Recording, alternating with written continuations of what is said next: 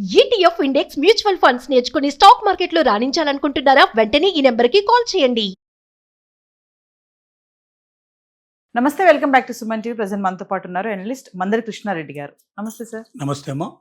Sir, America, Israel, Iran war మొదలైన తర్వాత భారత్లో గ్యాస్ కష్టాలు మొదలయ్యాయని అనుకోవచ్చు. అంటే కేంద్ర ప్రభుత్వం ఈ కమర్షియల్ గ్యాస్ ఏదైతే ఉంటాయో వాటిపైన కూడా మార్పులు తీసుకొస్తుందని చెప్పేసి కొన్ని న్యూస్ అయితే చూస్తున్నాం. అంటే దీని ఇంపాక్ట్ ఎలా ఉండబోతుంది అంటారు? అమెరికా, ఇజ్రాయిల్, ఇరాన్, అంటే అమెరికా ఇజ్రాయిల్ కలిసి ఇరాన్ మీద చేస్తున్నటువంటి ఈ దేశ దండయాత్ర ఏదైతే ఉందో, యుద్ధం మొదలై వాటికి 10 రోజులు పూర్తయిపోయింది. 10 రోజుల్లో పరిస్థితి ఏమిటంటే, ఇవాళ ఆయిల్ ముడి చమురు ధర ఒక బ్యారెల్ కాస్ట్ వచ్చి $115. యూజువల్గా $60 నుంచి $65 ఉండేటువంటి పరిస్థితి నుంచి $115 ఇవాళ అమెరికా కొంటుంది. మొత్తం ప్రపంచ దేశాలను కొనక తప్పని పరిస్థితి. సో గ్యాస్ అయితే అసలు చెప్పడానికి వీల్లేదు. ఎందుకంటే ముడి చమురు తీసుకొచ్చి దాన్ని ప్రాసెసింగ్ చేసి దాన్ని మొత్తం టోటల్గా డీజిల్ కింద, పెట్రోల్ కింద, ఇంకా రకరకాల బై ప్రోడక్ట్స్ కింద తయారు చేస్తాను. ఇవి నిల్వ ఉంచడానికి మొత్తం భారతదేశంలో చాలా చోట్ల మన వాళ్ళు నిల్వ కేంద్రాలు పెట్టుకున్నారు. సుమారు 85 రోజులు సరిపోయేంత నిల్వలు పెట్టుకోవడానికి కావాల్సిన క్యాపబిలిటీ మనకు ఉంది. 80 రోజుల వరకు. ఇప్పుడు ఉన్న పరిస్థితుల్లో ఒక 40-45 రోజులకు సరిపోయేంత ఉంది అని చెప్తున్నారు. సరే, పెట్రోల్ నిల్వలు ఉన్నాయి. ఈ 40-45 రోజుల్లో 50 రోజుల్లో ఏదో ఒకటి తేలుతుంది. తర్వాత ఈ లోపుగా కూడా రష్యా నుంచి పెట్రోల్ తీసుకోవడానికి ఇంకా మిగతా చోట్ల నుంచి కూడా అమెరికా అనుమతులు కూడా ఇచ్చింది. ఆ రకంగా మన వాళ్ళు ఆల్రెడీ ఆ ప్రయత్నంలో కూడా ఉన్నారు. కొంత ముడి చమురు మనకు వస్తుంది. కానీ గ్యాస్ దగ్గరికి వచ్చేసరికల్లా చాలా కష్టం. గ్యాస్ నిల్వలు అంత గొప్పగా పెట్టుకునే అవకాశాలు మనకు ఉండవు. కమర్షియల్ గ్యాసు, అలాగే డొమెస్టిక్ గ్యాస్ కింద కొంత భాగాల్ని 2 లారీలు, 5 లారీలు, 10 లారీలు వస్తాయి. లారీలో మొత్తం గ్యాస్ అంతా కూడా ఒక దగ్గర పెట్టేసుకొని దాన్ని నుంచి మళ్ళీ సిలిండర్లోకి నింపుకునేటువంటి సిస్టమ్ మన దగ్గర ఉంది. కానీ భారీ ఎత్తున 85 రోజులకి 90 రోజులకు సరిపోయేంత పెట్టుకోగలిగే కెపాసిటీ లేదు. దానికి కారణాలు అనేక ఉన్నాయి. ఎందుకంటే గ్యాస్ తొందరగా మండిపోతుంది. దాన్ని అంత సులభంగా చాలా భారీ ఎత్తున నిల్వ చేసుకోవడం చాలా కష్టంతో కూడుకున్న పని. ఇట్లా రకరకాల కష్టాలు దాంట్లో ఉన్నాయి. ఇప్పుడు ముడి చమురు రేటు ఇంత పెరిగిపోయినప్పటికీ ఇవాళ కూడా కేంద్ర ప్రభుత్వం పార్లమెంట్లో ప్రకటన చేసింది. ఏమనంటే, పెట్రోల్ కానీ డీజిల్ కానీ మేము రేటు పెంచబోట్లేదు.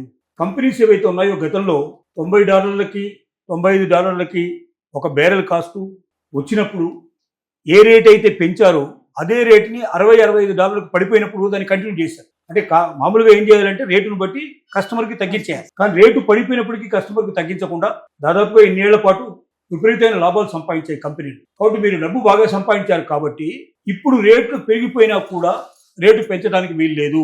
కస్టమర్స్కి రేట్లు పెంచడానికి వీల్లేదు. కాబట్టి ఇదే రేటుకు మేము ఇస్తాం. ఇప్పట్లో రేట్లు పెంచడానికి మేము ఆలోచించడం లేదు. భవిష్యత్తులో మరీ దొరకని పరిస్థితి ఏర్పడితే అప్పుడు ఆలోచిస్తాం. ప్రజెంట్గా మాత్రం రేట్లు పెంచడం లేదని ప్రకటించింది. కానీ గ్యాస్ మాత్రం నిన్నటి నుంచే మనకు అమల్లోకి వచ్చింది.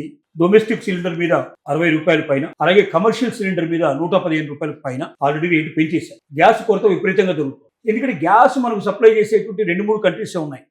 ముఖ్యంగా బెహరాన్ నుంచి మనకు చాలా ఎక్కువగా వస్తుంది. బెహరాను ఉత్పత్తి కేంద్రాల మీద మిసైల్స్ పడ్డాయి. మొత్తం టోటల్గా దెబ్బతినేది ఆ కేంద్రాలని కూడా. ఇప్పట్లో మేము వెంటనే సప్లై చేయగలిగే పరిస్థితి మాకు లేదు. ఇదంతా బాగు చేసుకొని మళ్ళీ తిరిగి మేము సప్లై చేసే పొజిషన్ ఎప్పటికి వస్తుందో మాకు తెలియదు. వచ్చినప్పుడు మీకు తెలియజేస్తాం. అప్పటిదాకా ఆర్డర్స్ అన్ని క్యాన్సిల్ చేస్తున్నామని బెహరాన్ ప్రకటించేసి, ఒమెన్ కానీ ఇంకా 2-3 కంట్రీస్ మనకు, ఖతార్ కానీ సప్లై చేస్తున్నాయి.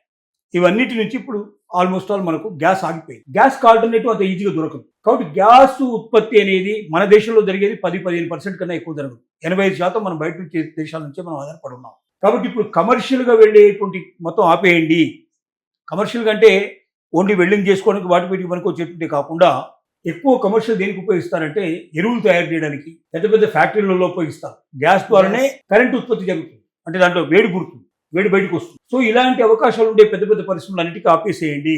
ప్రస్తుతానికి అవి పనిచేయకపోయినా ముందు డొమెస్టిక్గా, ఎందుకంటే డొమెస్టిక్ లేకపోతే గగ్గోలు పెట్టేస్తారు జనం. రాబోయే ఎలక్షన్స్ 5 చోట్ల 6 చోట్ల ఇప్పుడు మనకు 5-6 రాష్ట్రాల్లో ఎలక్షన్ జరగబోతుంది. ప్రభుత్వం అది భయపడుతుంది. ఎందుకంటే గ్యాస్ రేటు పెరిగిపోయింది. మహిళలు వెంటనే ఓట్లు వేయడం ఆపేస్తారు. వ్యతిరేకంగా ఓటేసినా ఆశ్చర్యపడాల్సిన అక్కర్లేదు. అలాగే పెట్రోల్ రేట్లు పెంచితే గగ్గోలు పెట్టేస్తారు. కాబట్టి ఎలక్షన్ అయిన మరుసటి రోజు నెక్స్ట్ డేనే పెంచి పారేస్తారు. అప్పటిదాకా మాత్రం మేము పెంచదలుచుకోలేదు, మేము పెంచడం లేదు అని చెప్తున్నాను. ఈ రాజకీయ నాయకులు చెప్పేటువంటి విషయాలు ఎట్లా ఉంటాయి మనకు తెలిసిన విషయం. ఏది ఏమైనప్పటికీ గ్యాస్ కొరత మరింతగా ఏర్పడితే ఖచ్చితంగా మళ్ళీ కరెంటు పొయ్యిలు, కట్టెల పొయ్యిలు, బొగ్గుల పొయ్యిలు, రకరకాల పొయ్యిలు ఏమున్నాయో, కెరోసిన్ పొయ్యిలు, పాతవి ఏమైనా ఉంటే అటుక మీద ఎక్కించిన ఉంటే మొత్తం మళ్ళీ దింపేసేసి వాటి అన్నిటి క్లీన్ చేసుకొని పెట్టుకోవాల్సిన పరిస్థితులు కూడా ఏర్పడినా ఆశ్చర్యపడాల్సిన అవసరం లేదు.